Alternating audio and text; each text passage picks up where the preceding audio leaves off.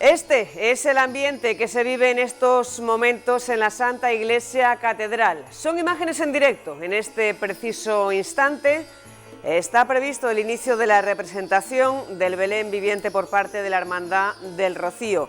Más de 120 personas participan en esta recreación, que en esta ocasión parte en el momento en el que Dios se fija en la Virgen para que sea la Madre de Dios, y es el ángel San Gabriel quien se lo va a trasladar. Como ven, la catedral está llena, se presenta un lleno absoluto. Todos los asistentes han entregado como entrada al menos 2 productos alimenticios, principalmente navideños, que serán entregados en estas Navidades a familias necesitadas a través de Cáritas. ¿Qué tal? Muy buenas noches. Bienvenidos a esta segunda cita del día con la actualidad local. Comenzamos ya el repaso a los asuntos más destacados del día. Es jueves 12 de diciembre y esto es Noticias Ceuta. Arrancamos.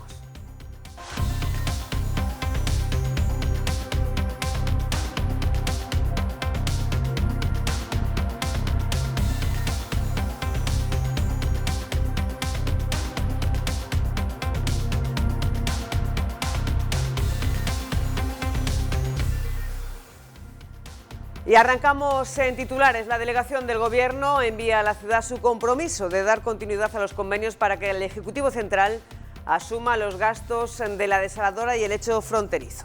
El Gobierno local señala que como este escrito no es un aval jurídicamente válido, lo incluirá en esos 7,2 millones de euros en el presupuesto, pero haciendo constar en la base de ejecución que esa cantidad está supeditada a un acuerdo del Consejo de Ministros o aprobación del proyecto de presupuestos generales del Estado. Tras el encargo de Su Majestad el Rey a Pedro Sánchez de la formación de gobierno, el PSOE de Ceuta muestra optimismo ante la posibilidad de que España cuente pronto con un ejecutivo y alejan fantasmas sobre la negociación con Esquerra Republicana. Y los ciudadanos, los españoles, han decidido que sea el Partido Socialista en 5 veces en este año, que sea el Partido Socialista el encargado de formar gobierno. Los inquilinos de las VPO de Serrano Oribe comienzan a movilizarse tras recibir la carta de Envicesa para que abandonen las viviendas el próximo 20 de enero. Aseguran que harán todo lo posible por evitar ese desahucio.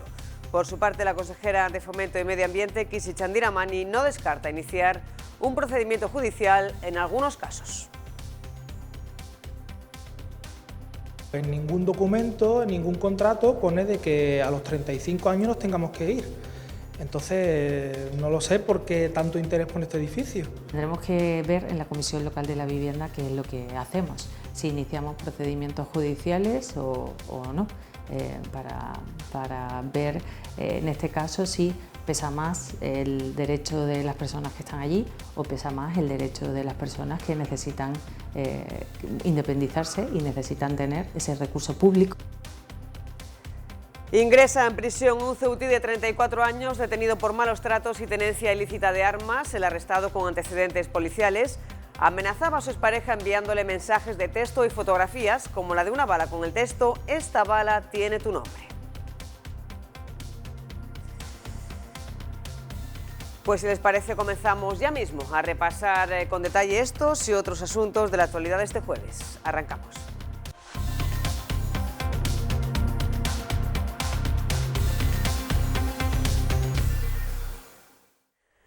Se lo acabamos de avanzar, la delegación del Gobierno envía a la ciudad el compromiso de pago de los convenios para asumir los gastos de la desaladora y el hecho fronterizo. El Ejecutivo local considera que este escrito no es más que una expresión de voluntad y compromiso de la delegada del Gobierno y no un aval jurídicamente válido, por lo que tiene previsto incluir estos 7,2 millones de euros en el presupuesto, pero haciendo constar en la base de ejecución que esa cantidad está supeditada a un acuerdo del Consejo de Ministros o aprobación del proyecto de presupuestos generales del Estado. La delegación del Gobierno ha remitido ya al presidente Vivas el documento en el que el Ejecutivo Central expresa su compromiso de dar continuidad a los convenios relacionados con los gastos de la planta desalinizadora y el control de la frontera, por lo que el Gobierno local podría aprobar este viernes en Consejo de Gobierno el borrador de los presupuestos sin necesidad de incluir en el documento el plan de ajuste para asumir esos 7,2 millones de euros tal y como anunciaba Vivas en caso de no encontrarse una solución a este asunto. De una parte, porque afectará negativamente al resultado de la liquidación del presupuesto del ejercicio presente, del ejercicio corriente.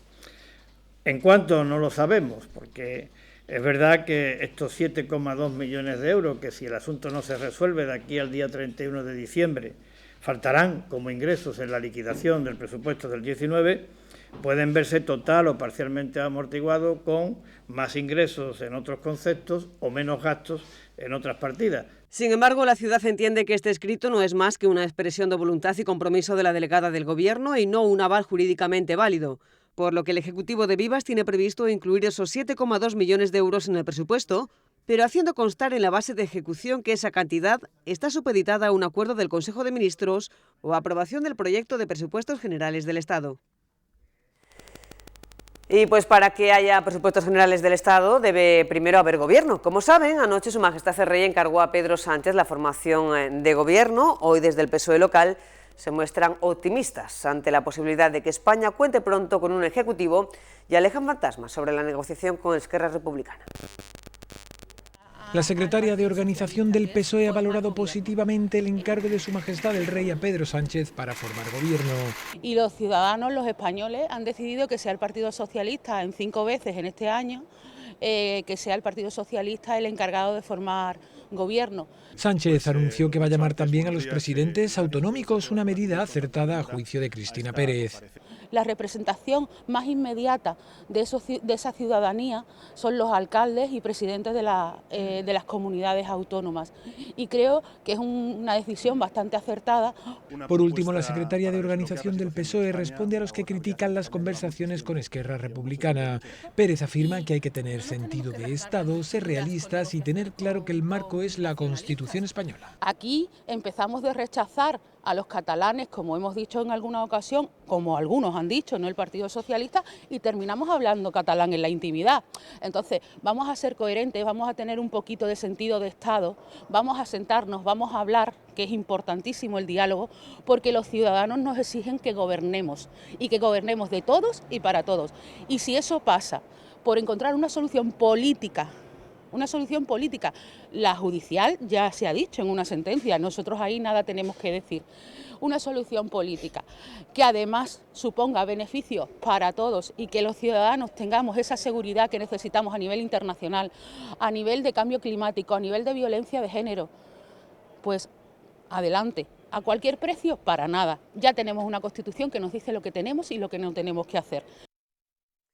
Y la central sindical CESIF manifiesta que intensificará la interlocución antes de Navidad para que la subida salarial a funcionarios y empleados públicos sea una realidad a primeros de año mediante decreto ley. CESIF señala que intensificará la interlocución antes de Navidad para que la subida a funcionarios y empleados públicos entre en vigor en enero por decreto ley. El sindicato reclama la convocatoria urgente de la Mesa General de las Administraciones Públicas para acelerar las ofertas de empleo público y la subida salarial, ante la incertidumbre de la investidura. La Central Sindical Independiente y de Funcionarios, CESIF, considera necesario el refuerzo de las plantillas en servicios que recibe el ciudadano como sanidad y educación, entre otros. Y destaca la firma de los acuerdos para estabilizar 6.598 plazas interinas en la Administración del Estado y el concierto sanitario con Muface del que se beneficiarán más de 1 millón de funcionarios a partir de enero. Y sepan que Nutrición, la empresa adjudicataria hasta el mes de noviembre del catering del CETI, cuya gestión del servicio provocó concentraciones e incluso una huelga por parte de los trabajadores que sufrían el impago de sus nóminas, está vinculada a la familia Franco. Así lo asegura un artículo del diario.es publicado este jueves que especifica que la sociedad está participada en un 16% por Domar Matrés, administrada por la nieta del dictador. Como recordarán, los trabajadores del catering del CETI mantuvieron concentraciones diarias y hasta una huelga en señal de protesta por los impagos de sus salarios por parte de la empresa encargada del servicio, Dulcinea Nutrición. Una situación que se producía también en otros servicios gestionados por la misma empresa, como por ejemplo la cafetería del Palacio de la Moncloa. Ahora, según el diario.es, hemos podido conocer que un 16% de Dulcinea Nutrición pertenece a la sociedad Domar Matrés, administrada por la nieta de Franco, María de la Cao Martínez Bordiú. Según este medio, 2 hijos de Martínez Bordiú formaron además parte de la dirección de la compañía en los años en que empezaron a gestionarse importantes contratos con la administración pública. Uno de ellos llegó a presidir Dulcinea Nutrición y el otro ocupó diferentes cargos en la empresa. Según ha publicado el diario.es, en una primera valoración de la oferta presentada por Dulcinea Nutrición para hacerse cargo del catering del CETI, se estimó que la oferta era normalmente baja, ofreciendo una dieta diaria por 4,29 euros, mientras que el resto de empresas la situaba en los 5,5 euros. La experiencia en Ceuta de esta sociedad participada por la familia Franco no dejó únicamente a los trabajadores sin cobrar sus salarios, sino que tampoco abonaba los correspondientes pagos a los proveedores, dejando el servicio de comidas bajo mínimos en muchas ocasiones y obligando finalmente a que fuera la propia delegación del Gobierno quien tuviera que poner a disposición del CETI los alimentos. Todo ello acababa con la finalización del contrato y la llegada de una nueva compañía que se hacía cargo del servicio en Ceuta en el mes de noviembre.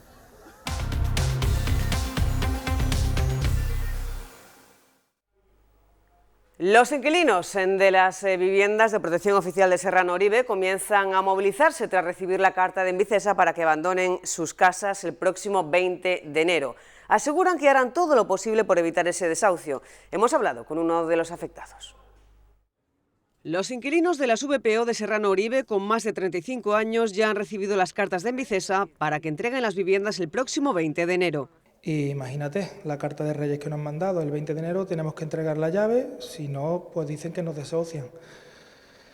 Ahí estamos, esto es todos los años lo mismo, nos dijeron hace cuestión de 2 años que lo iban a vender, estábamos un poco contentos, se paralizó la cosa y ahora dicen que nos quieren desahuciar, no sé el motivo. Asegura que en el contrato no se hace ninguna referencia a la salida de estas casas tras cumplir los 35 años. En ningún documento, en ningún contrato pone de que a los 35 años nos tengamos que ir. Entonces, no lo sé por qué tanto interés por este edificio. Considera que se les está dando un trato distinto con respecto a los beneficiarios de otras viviendas de protección oficial. Esto mismo no ocurre en otras viviendas, solamente aquí, y por eso digo que por qué interés hay en estas viviendas. Si tampoco es que estas viviendas sean un ático, una mansión, son casas pequeñas. Y nosotros lo que hemos querido es que nos las vendieran, o también, por ejemplo, tanto como yo, como otras familias que son familias numerosas, que tienen niños discapacitados, por lo menos que nos den una solución y que nos den oportunidad de ir a otra vivienda. Y critica a Envicesa por no tener en cuenta las cuestiones particulares de cada inquilino y tratar a todos por igual a través de una carta. En su caso, tiene una discapacidad del 70%, 2 hijos y vive en un apartamento de una habitación que no está adaptado. Por ejemplo, como aquí hay casas tapiadas que se las pueden dar también a personas que lo necesitan. Tanto hay otra vivienda, que es por ejemplo el A, no sé si el cuarto, que por ejemplo pues, yo he solicitado que me la dieran porque tengo los 2 niños y aparte yo discapacitado y es un poco más grande. Y no me han contestado, este escrito lo entregué yo hace 2 años ya. Y nada, no me han contestado. Señala que todos los vecinos están unidos en esta causa y que harán todo lo posible por evitar el desahucio.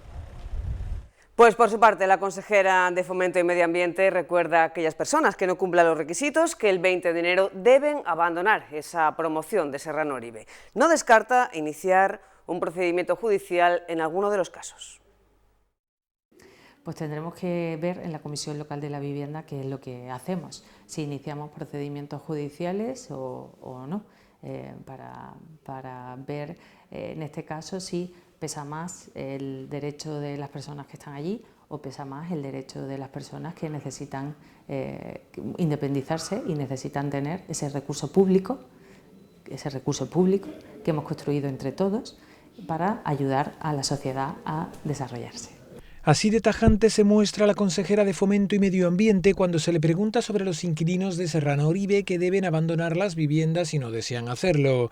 Chandira Mani recuerda que fue un acuerdo plenario el que decidió revisar los requisitos para ver si alguno de los actuales inquilinos ya no los cumplía, requisitos que son los siguientes. Los requisitos no son solo tener más o menos de 35 años, esto sí que me gustaría que quedase claro. Los requisitos es no superar la renta, el impuesto de la renta de las personas físicas, no superar la renta que uno obtiene para vivir en una vivienda pública y no tener otra vivienda en propiedad.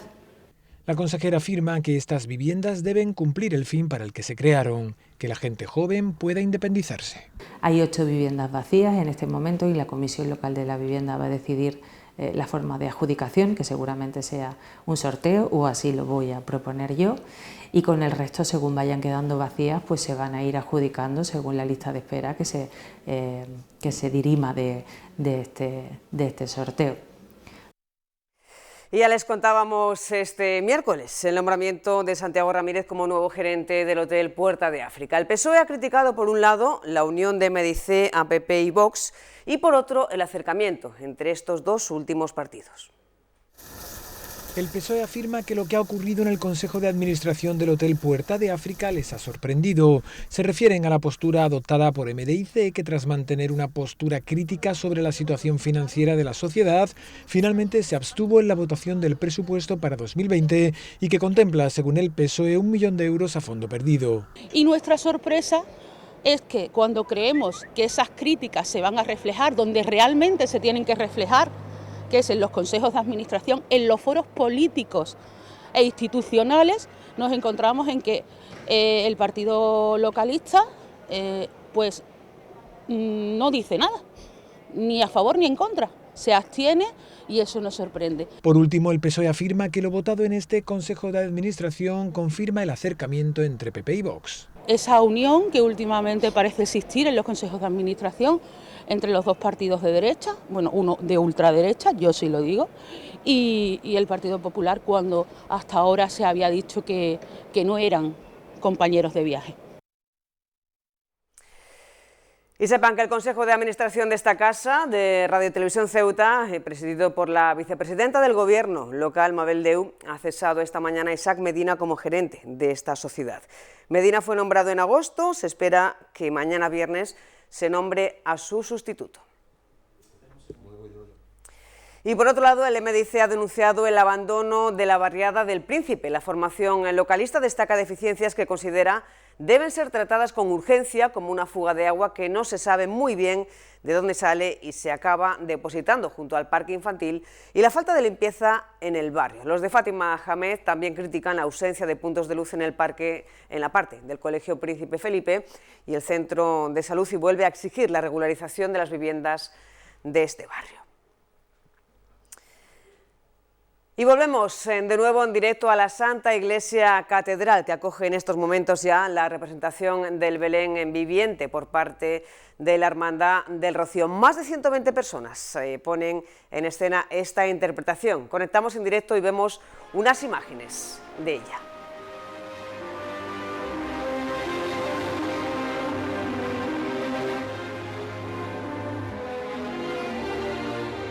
Dios lo tenía todo previsto.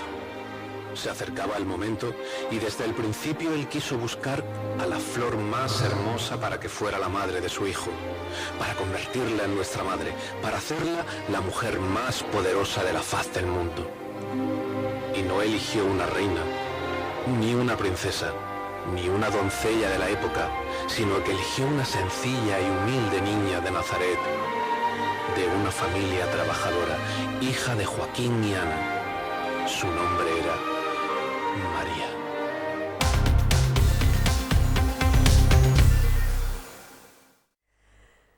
Esta tarde se ha celebrado un debate abierto en torno a la situación de la frontera en el Salón de Grados del Campus Universitario, un evento que pretende analizar el presente y el futuro de la frontera de Ceuta con Marruecos y que ha contado con José María Campos, Emilio Carreira y el periodista marroquí Ahmed Biyuzan como intervinientes. El presente y futuro de la frontera ha sido el tema central del debate abierto organizado este jueves por Comisiones Obreras. Un encuentro que ha contado con diferentes intervenciones, como por ejemplo la de José María Campos, quien ha considerado improbable la implantación de una aduana comercial, ya que no se ha negociado nada al respecto. Las posibilidades, según explica, es que ninguno de los países ponga inconvenientes al paso de mercancías. Por ello, ha asegurado que al contabilizar las pérdidas y las ganancias, Marruecos ha de tener en cuenta las aportaciones que desde aquí se realizan. Estamos aportando sanidad a Marruecos, aportando el cuidado de los niños aquí. Estamos aportando la operación Paso del Estrecho, que a España le cuesta bastante dinero. estamos aportando todos los empleos que están en Ceuta, creándose por el tráfico fronterizo, de manera que si ponemos las dos cosas en la balanza, pues no saldría el saldo tan positivo para Marruecos como se pretende. Por el contrario, Emilio Carreira ha asegurado que España cuenta ya con una aduana comercial, añadiendo que esta requiere de la voluntad de dos países. Marruecos se acabará comprendiendo que torcer la voluntad de España tantas veces no es posible. Supongo que lo acabará comprendiendo y bueno, si no lo tendrá que comprender, ¿no? Las relaciones de amistad y de especial cooperación entre dos países pasan, desde mi punto de vista, por un primer reconocimiento, que nadie tiene derecho a poner en tela de juicio la integridad territorial del país con el que quiere ser amigo. Precisamente en relación a este asunto, el periodista marroquí Ahmed Bizuyán ha asegurado que el fin del paso de mercancías sería beneficioso tanto para España como para Marruecos, ya que no se abona por ella ningún tipo de arancel. Salen mercancía, de toneladas de mercancía, sin pagar nada. Que lo que hay ahí, hay mucha corrupción, por eso se pasa. Eso no es bien para la economía de Marruecos, ni en Tetuán, por ejemplo, en la zona industrial de Tetuán, es un ejemplo. Casi todas las fábricas que están ahí están cerradas ahora por la culpa del contrabando. La Confederación de Empresarios de Ceuta hace un llamamiento a los consumidores a que adquieran sus productos en los comercios locales de cara a las compras navideñas. La importancia y la necesidad que tiene la ciudad de que la mayoría de estas compras navideñas en general pues se queden en Ceuta, son muchos puestos de trabajo en juego, la recaudación también a través del ICI de importación y otra serie de impuestos locales pues que nos permiten después pues tener cubiertas todas las necesidades de una ciudad y en definitiva pues bueno, esta labor que poco a poco ya pues empezaremos desde Confederación, Centro Comercial Abierto, también Cámara de Comercio, pues empezaremos con esa campaña de concienciación de comprar en Ceuta. Y hablamos ahora de compra online con seguridad. Ese es el título del taller gratuito que Adicae ha ofrecido esta tarde en su sede, en El Morro, a los consumidores a la hora de realizar sus compras a través de Internet. Acceso a páginas seguras y pago con tarjetas virtuales emitidas por el banco, con un tope de dinero establecido y sin vinculación con la cuenta corriente, son algunas recomendaciones que Adicae traslada a aquellos que compran vía telemática. Se trata de aprovechar las mejores ofertas de Internet sin poner en riesgo la seguridad y la privacidad del consumidor. Según el Instituto Nacional de Estadística, Ceuta es uno de los lugares donde más se casan los ciudadanos, pero donde nacen menos niños y mueren menos personas. En cuanto a los matrimonios, en los primeros 6 meses de este 2019 han subido casi un 13%, exactamente un 12,7% respecto al año pasado. Por su parte, los nacimientos descienden un 22,6% en los 6 primeros meses del año, lo que suponen 113 niños menos que en 2018. Y por último, las defunciones han bajado un 7,3%. Así las cosas, el saldo vegetativo es positivo, 119 nacimientos más que muertes en la variación, si comparamos este primer semestre con el del año anterior. Por cierto, que la esperanza media de vida en 2018 en Ceuta es la más baja de España y se sitúa en 80,5 años.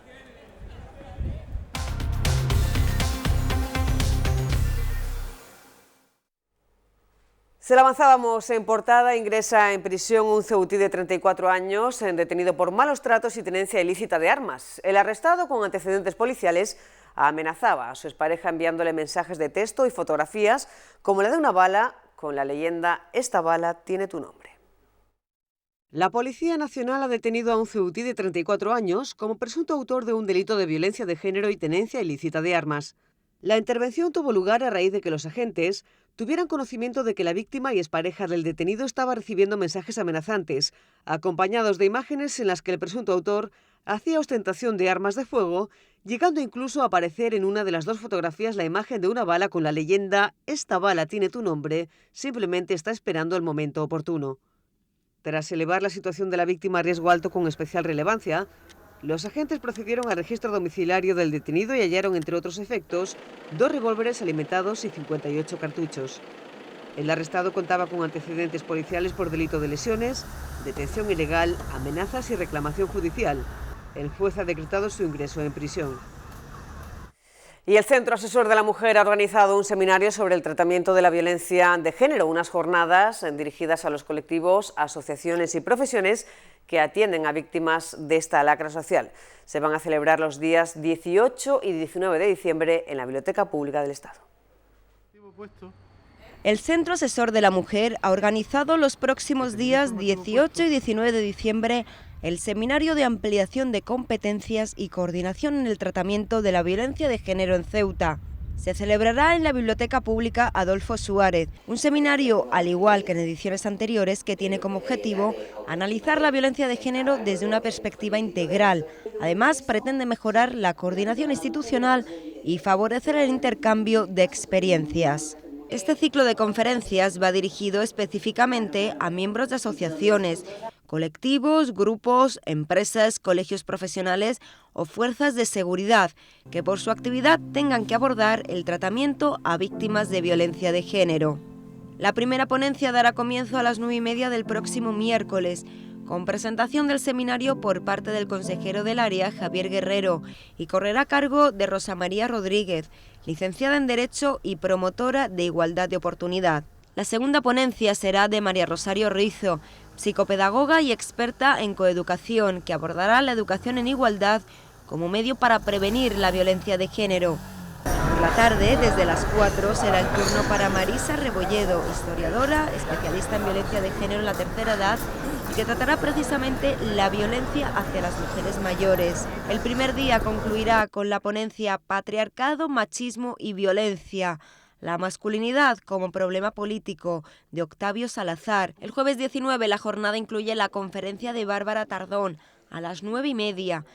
También habrá una mesa redonda a partir de las 11:30 de la mañana, en la que se abordarán los nuevos retos en la atención, coordinación y tratamiento de la violencia de género.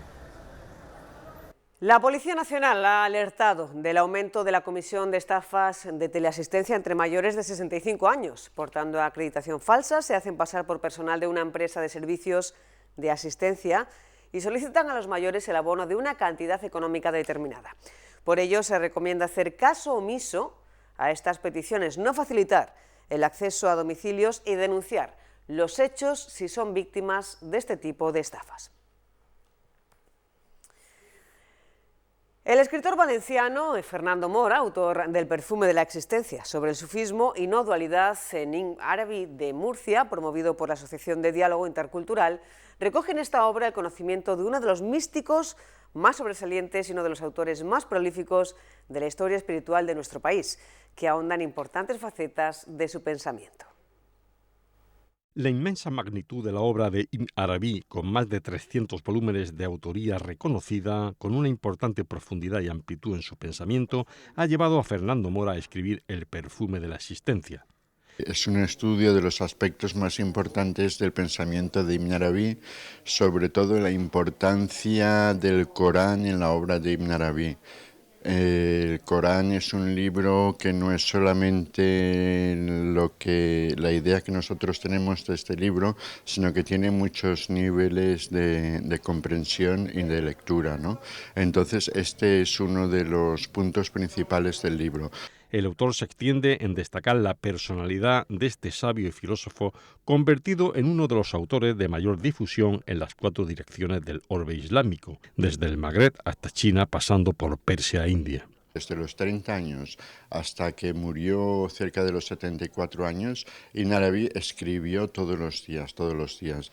Entonces se conservan unas 300 obras de sus trabajos y se han perdido otras tantas en el camino, que él hace en diferentes momentos de su vida, al final de su vida, sobre todo hace una recensión de todo lo que escribió y de todo lo que se dejó en Andalucía, en Al-Ándalus, al salir, porque él salió a los 38 años a hacer la peregrinación a la Meca y ya no volvió a Al-Ándalus, ¿no? El libro ahonda en aspectos esenciales del pensamiento de Ibn Arabi, como la estructura de la santidad, la lectura espiritual del Corán, la distinción clásica entre esencia y existencia y las importantes nociones de creación continua y de no dualidad. Y hoy, 12 de diciembre, se cumplen 70 años desde que en 1949 un fuerte temporal provocara el naufragio de varios barcos en las costas ceutíes. Unos naufragios que se saldaron con más de 50 víctimas mortales y que causaron también importantes daños en la ciudad, más allá del mar. 12 de diciembre de 2019. Se cumplen hoy 70 años de la comúnmente conocida como la tragedia del Lobo, en referencia al barco que naufragaba precisamente aquí en la zona de Los Isleros debido al fuerte temporal. También ese mismo día de 1949, otros dos barcos pesqueros procedentes de la otra orilla del estrecho, Los Mellizos y San Carlos, naufragaban igualmente en esta zona. Aunque no eran barcos ceutíes, viajaban en ellos también algunos ceutíes que fueron víctimas del naufragio. El temporal dejaba en esta zona costera de Ceuta 14 víctimas mortales del Lobo, 26 de Los Mellizos y 24 del San Carlos. En recuerdo a aquellos que perdieron la vida en el Lobo, el barco ceutí queda hoy una placa. Sin embargo, estos no fueron los únicos ceutíes víctimas del naufragio. Algunos iban a bordo de los otros dos pesqueros. Es el caso del padre de Herminio Valdés Alfonseca. Era motorista en el San Carlos, un ceutí cuyo cuerpo además nunca llegó a la costa, como sí que sucedió en el caso de muchos otros. Todos los marineros, o prácticamente todos, aparecieron. Unos aparecieron en la playa Benítez, otros en otros pobres por otro lado. Y mi padre, yo no tengo sepultura de mi padre. Herminio tenía solo 6 años cuando sucedió. Ahora lamenta que se recuerde únicamente a las víctimas del Lobo y no a los ceutíes que, como su padre, perdieron la vida en el mar, en el mismo temporal, pero en otro barco. Que mi padre era motorista del San Carlos, y mi madre vivía aquí en Ceuta, mi padre vivía aquí en Ceuta y sus hijos vivían aquí en Ceuta. Y no se recuerdan para nada, tanto a él como a muchos marineros que murieron también. Además de más de medio centenar de víctimas, el temporal dejaba importantes daños en la ciudad. Pero los puertos de Ceuta, de Melilla y sobre todo de Villa Sanjurjo fueron muy afectados, ya la obra en sí. En Ceuta se perdieron más de medio centenar de viviendas en las barriadas de la Ribera y la Almadraba, por lo cual se tuvo que construir esa barriada que hoy día llamamos en homenaje a las víctimas, la barriada 12 de diciembre. Como resultado de este mismo temporal encallaba también el Fuerteventura en Villa Sanjurjo, relatos de una misma historia, la de la tragedia del 12 de diciembre.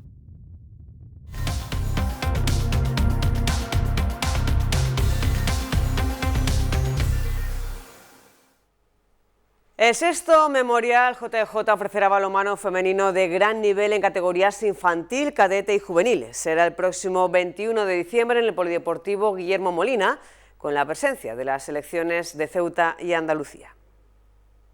Tras 2 años sin poder celebrarse, la Federación de Balonmano de Ceuta y el ICD han organizado el sexto trofeo memorial JJ que se jugará el 21 de diciembre en el Complejo Deportivo Guillermo Molina, con la participación de la selección de Ceuta y la de Andalucía en categorías infantil, cadete y juvenil. Este año ya nos lo planteamos y desde 1 de septiembre Marco, el secretario de la Federación, se puso en contacto con la andaluza y, coincidiendo con que las selecciones andaluzas tienen la semana que viene una semana de concentración, lo han hecho en Algeciras para que el último día de la concentración coincida con venir a Ceuta. El memorial cambia de escenario y se traslada al Polideportivo Guillermo Molina, abandonando su habitual recinto de competición, La Libertad. Si lo hacíamos en La Libertad tenemos solamente 2 vestuarios. ¿Qué ocurre? Al ser los partidos muy continuos, tendrían que compartir vestuario, los que terminan el partido con los que empiezan. Entonces, en el Guillermo Molina, al tener más vestuarios disponibles, podemos darle más comodidad a ellos. Esta edición servirá de preparación para las selecciones autonómicas de Ceuta femenino de cara al Campeonato de España, que se jugará en Cantabria a partir del 2 de enero. Lo hemos enfocado también como preparación a los Campeonatos de España, que son desde el 2 al 7 de enero. A la andaluza también le viene bien, se enfrentan contra nosotros, aunque ellos juegan Campeonato de España y nosotros jugamos Copa, no nos vamos a enfrentar en el campeonato y entonces nos viene de preparación bien a ambas selecciones. Los partidos comenzarán de manera continuada a partir de las 10:15 de la mañana con la categoría infantil. La competición contará además con la participación de un árbitro de Liga Asobal. Y las selecciones sub-12 femenina y masculina de fútbol 8 han comenzado a preparar el Campeonato de España de ambas categorías, que se celebrará conjuntamente en mayo de 2020 en el estadio José Martínez Pirri. La entrenadora Olga Chávez y el técnico Juan Malamillos dirigieron una sesión donde predominó el trabajo con balón. El Luis de Camoens es el equipo que más integrantes aporta al combinado femenino con 13 jugadoras. Y en la selección masculina, con 4 futbolistas, el Puerto es el conjunto que mayor representación tiene.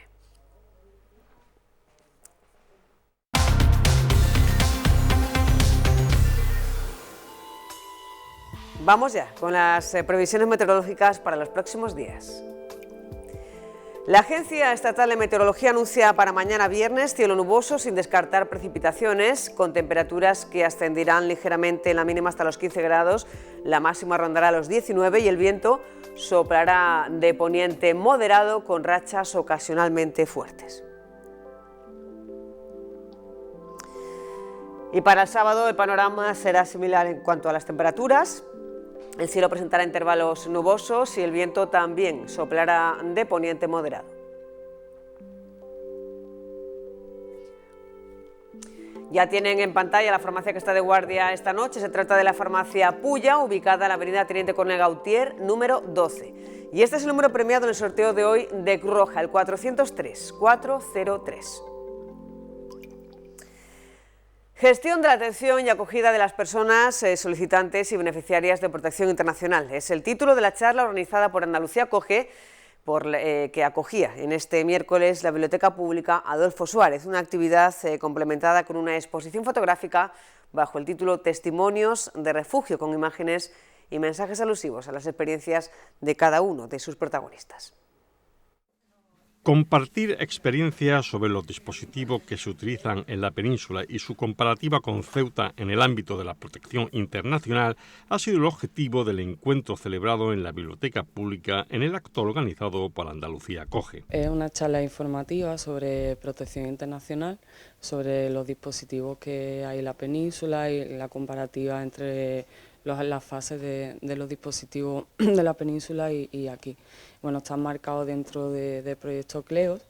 Como veis, también hay unos testimonios de personas solicitantes de protección internacional y bueno, el objetivo es compartir experiencias con profesionales que se dedican a este ámbito. La comparativa entre Ceuta y la península en este ámbito radica en las diferentes fases que se desarrollan. En la península las fases son diferentes.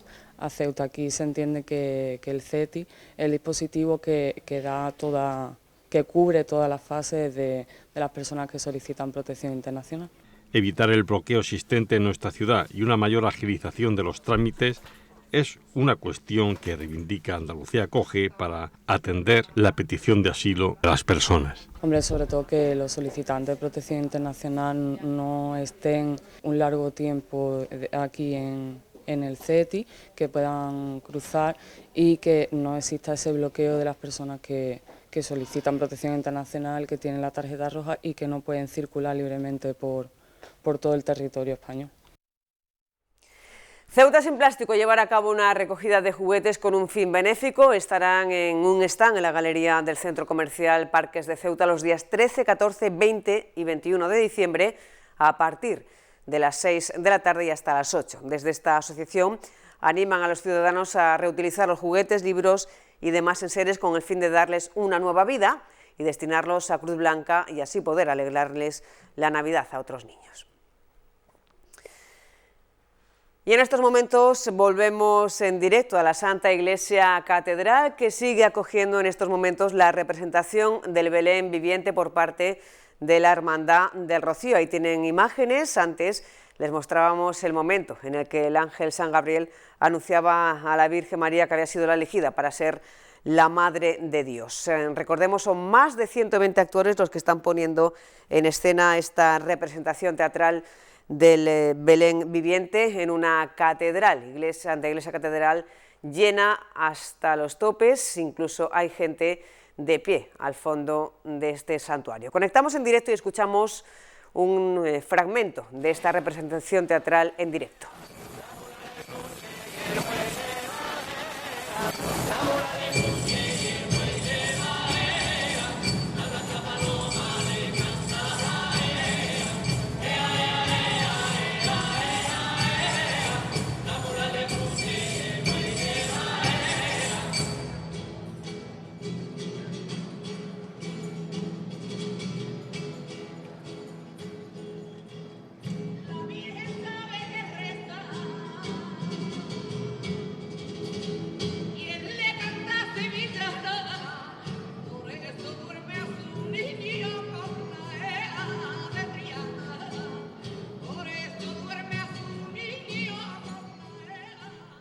Como ven, en esta representación ya ha nacido el Niño Jesús, una representación que podrán ver íntegra aquí en Radio Televisión Ceuta en los próximos días. Y continuamos con otro evento celebrado esta tarde. El Museo del Rebellín ha acogido hace unos minutos la inauguración de la exposición de pintura Huellas de Robres, una muestra de unas 80 obras que reflejan la trayectoria artística de Fernando Robres desde el año 2010 hasta la actualidad. Pueden visitarla hasta el próximo 11 de enero, mientras tanto pueden disfrutarla a través de la pantalla. Con Huellas de Robres nos despedimos, ya saben que la información local vuelve aquí a la pública mañana a las 2 de la tarde con nuestro compañero Raúl Llamas. Nada más, muchísimas gracias por acompañarnos, que pasen muy buenas noches, hasta mañana.